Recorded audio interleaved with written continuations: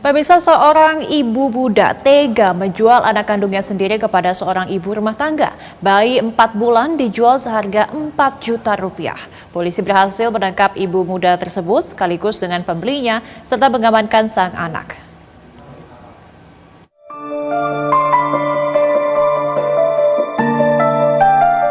Putri Nauli Hutahuruk yang merupakan penjual bayi dan Hairunisa Tanjung pembeli bayi hanya bisa tertunduk malu saat digiring petugas Satuan Reserse Kriminal Kepolisian Resor Labuan Batu. Terungkapnya kasus jual beli anak berawal dari laporan masyarakat. Dari hasil penyelidikan, polisi berhasil menangkap ibu muda penjual anaknya pada akhir Januari 2024. Setelah dikembangkan, polisi menangkap pembeli anak di kediamannya. Setelah diperiksa keduanya, pelaku telah menjual buah hatinya sendiri seharga 4 juta rupiah. Di mana keluarga berada di Kabupaten Tapteng mengetahui status Putri Taurik masih gadis. Jadi orang tuanya tersangka ini malu anaknya memiliki anak, dia sudah memiliki cucu, sedangkan yang sekelilingnya di keluarganya di kampung itu tahu dia masih gadis. Hingga Putri Taurik menjual bayinya kepada Karunisa alias Acil agar bisa pulang ke Kabupaten Tapteng. Pelaku diduga tega menjual darah dagingnya sendiri lantaran malu memiliki anak yang lahir dari hasil hubungan gelap dengan kekasihnya. Dari kasus ini, polisi menyita sejumlah barang bukti ponsel dan uang senilai Rp1.100.000 yang merupakan sisa hasil penjualan anak. Kini Kepolisian Resor Labuan Batu bersama dengan Dinas Sosial Kabupaten Labuan Batu telah menyerahkan sang anak kepada nenek kandungnya di Kabupaten Tapanuli Tengah untuk dirawat sebagaimana mestinya. Panggi Satrio, BTV, Labuan Batu, Sumatera Utara. Diduga hasil hubungan gelap dengan kekasihnya, seorang wanita berusia 18 tahun ini tega menjual bayinya sendiri seharga 4 juta rupiah. Mengapa seorang ibu tega menjual anak kandungnya sendiri? Kita akan bahas bersama dengan sosiolog Erian Jody. Selamat siang, Pak Eri. Selamat siang, Mbak. Ya, terima kasih sudah berkenan untuk berbincang langsung dengan kami di Berita Satu Siang, Pak Eri. Pak, kalau kita lihat nih kasus yang tadi sudah ditayangkan sebelumnya di Labuan Batu, ada seorang ibu muda 18 tahun yang tega menjual anaknya sendiri. Melahirkan ini merupakan hasil hubungan gelap dengan kekasihnya. Tanggapan Bapak seperti apa melihatnya?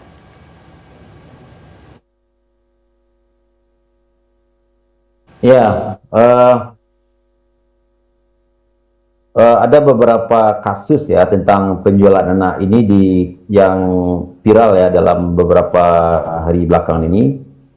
Ada dua motif saya lihat itu. Pertama adalah motif ekonomi, yang kedua adalah motif psikologis ya. Motif ekonomi karena penjualan anak, karena ada faktor-faktor ya, faktor uang ya, faktor gaya hidup atau faktor yang kesulitan ekonomi ya, tidak ada lapangan pekerjaan dan sebagainya, itu menyebabkan orang tua kalap dan mencari jalan keluar ya. Dan ini biasanya dimanfaatkan oleh sindikat pembeli anak ya. Dan biasanya sindikat ini akan memetakan atau memprofiling ya calon-calon ibu muda yang bisa menjual anak. Nah, dari kasus ini kita bisa melihat bahwa ibu muda yang tega menjual anaknya ya karena tidak tahan ya dengan tekanan sosial yang akan dihadapi dan hukum sosial yang akan dia terima dari masyarakat sekitar, memiliki anak dari hubungan gelap. Nah, dalam posisi ini ya sangat rentan ya bagi seseorang untuk menjual anak. Jangankan menjual, membunuh bisa saja terjadi ya. Kasus-kasus pembunuhan yang dilakukan oleh ibu muda yang melahirkan anak bukan dalam ikatan perkawinan ya, atau melalui perkawinan atau hubungan bebas yang terjadi sebelumnya. Nah, ada dua motif inilah saya rasa memicu terjadinya penjualan anak di beberapa daerah kali ini, dalam beberapa waktu yang dekat ini. Oke, nah tadi kan Bapak... Ya, tadi Bapak sebutkan ada faktor ekonomi dan juga faktor psikologis. Nah, ini kalau ada faktor umur juga yang dibilang ibu ini merupakan tergolong muda ya, Pak, karena 18 tahun. Sebenarnya seberapa penting kematangan usia ini mempengaruhi kematangan mental begitu ya, untuk psikologisnya gitu untuk menjadi orang tua mungkin. Selain faktor ekonomi juga bisa berpengaruh.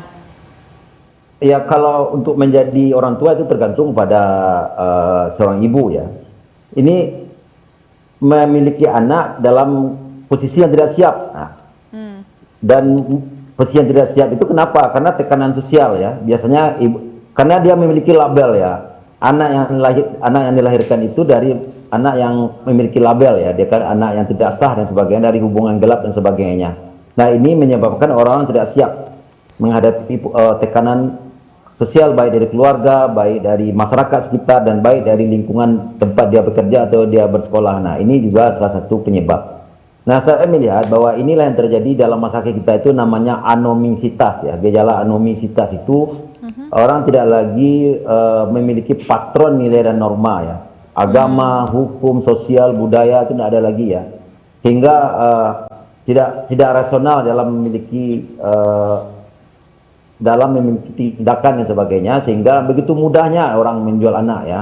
Kasus-kasus yang terjadi di beberapa daerah di Jakarta juga di Bandung hari ini perlu kita sikapi bahwa sindikat penjualan anak itu sudah semakin kuat juga ya. Dia sedang mencari dan memetakan ibu-ibu muda yang memiliki persoalan ekonomi dan persoalan psikologis tadi.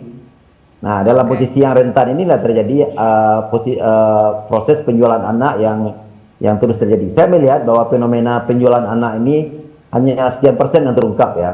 Di dalam masyarakat lain yang terselubung juga terus terjadi aksi penjualan anak ini dengan berdalih adopsi anak dan sebagainya, hingga menyebabkan tumbuh suburnya dan akan terjadi kasus-kasus baru ya terhadap penjualan anak di tengah masyarakat yang mengalami himpitan ekonomi, tekanan sosial, atau faktor-faktor psikologis lain yang ketidaksiapan punya anak dan sebagainya, yang menyebabkan kasus ini terus merebak dimanapun. Oke, ini memang bukan kali pertama kasus penjualan anak, dan juga tadi Bapak sebutkan sudah mulai marak juga fenomena penjualan anak. Tapi yang menarik juga yang untuk dibahas adalah tadi Bapak sempat menyebutkan sindikat pembeli anak. Ini sebenarnya latar belakangnya seperti apa, Pak? Apakah memang yang pembelinya ini ingin merawat anak ini dengan sebagaimana layaknya, atau memang ada tujuan-tujuan lain begitu? Bisa dikatakan sindikat pembeli anak ini? Ya, sindikat ini ya motifnya jelas ya, motif bisnis ya, dan beroperasinya sindikat ini tentu ada modusnya. Salah satunya adalah karena ada yang membeli anak-anak untuk diadopsi, atau yang kita perlu juga mencurigai ada isu-isu penjualan organ ya anak dan sebagainya. Ini yang paling menakutkan ya, kasus-kasus tersebut, sehingga anak-anak yang hidup di dalam yang seharusnya hidup dalam peliharaan orang tua dan keluarga, lalu jatuh ke tangan orang-orang yang memiliki motif-motif kejahatan ya, yang kasus terutama dalam kasus-kasus penjualan anak ini. Nah, saya melihat ada motif-motif lain selain itu. Siapa tahu nanti beberapa kasus ada penjualan organ dan sebagainya, itu juga memicu, atau anak ini dibesarkan untuk menjadi pengemis juga. Dan di usia-usia tertentu kan dia sudah bisa di jalanan ya, usia-usia 4 tahun, 5 tahun dan sebagainya, mereka akan hidup di jalanan ya. Sehingga perlu juga ditelaah beberapa sindikat penjualan anak ini mungkin saja ada tujuan-tujuan lain yang perlu diketahui lagi, selain tujuannya juga menjual ya. Kalau dia membeli tentu ada yang menjual ya, atau ada penadah anak lah mungkin ya. Ini juga perlu kita sikapi oleh pihak-pihak terkait, kepolisian, pihak lembaga-lembaga lain, LSM dan sebagainya, atau komunitas-komunitas atau lingkungan sosial yang perlu mewaspadai bahwa aksi sindikat penjualan anak ini akan terus bergulir, dan mereka mencari korban pada level masyarakat menengah ke bawah yang dihimpit oleh masalah-masalah sosiologis, masalah ekonomis, dan masalah-masalah psikologis lain, yang itu menjadi realitas dalam masyarakat kita hari ini, khususnya di masyarakat perkotaan bisa saja terjadi. Ketika masyarakat kehilangan sosial dan mereka lebih individualistik ya, sehingga tidak ada jalan lain, anak dijadikan sebagai instrumen ya untuk mendapatkan uang dan sebagainya itu.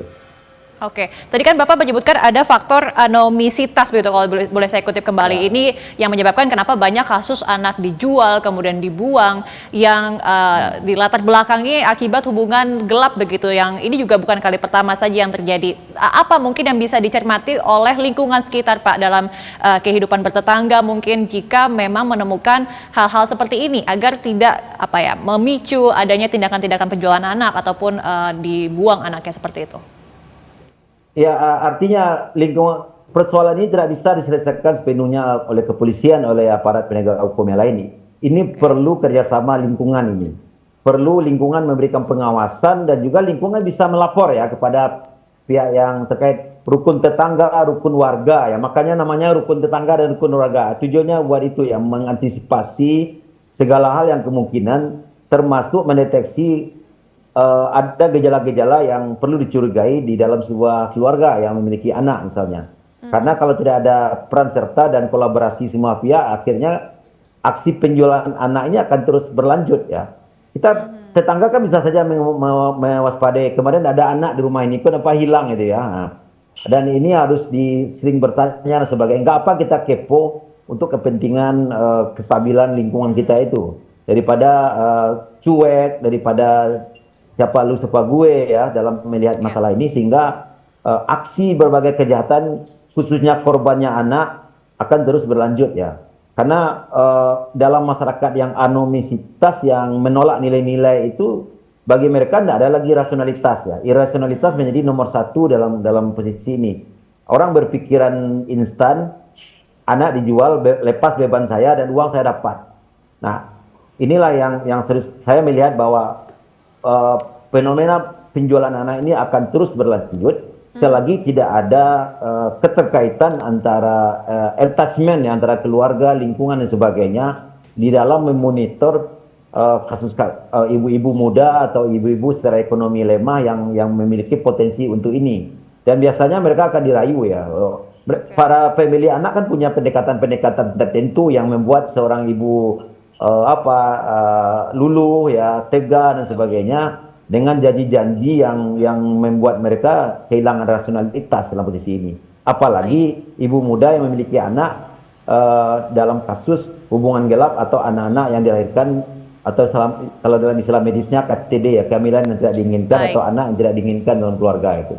Baik, artinya peran tetangga dan juga lingkungan sekitarnya memiliki peran yang penting begitu ya Pak, untuk dapat bisa mencegah kejadian ataupun kriminalitas seperti ini terjadi kembali ke depannya. Terima kasih banyak atas informasinya Bapak Erian Jody selaku sosiolog.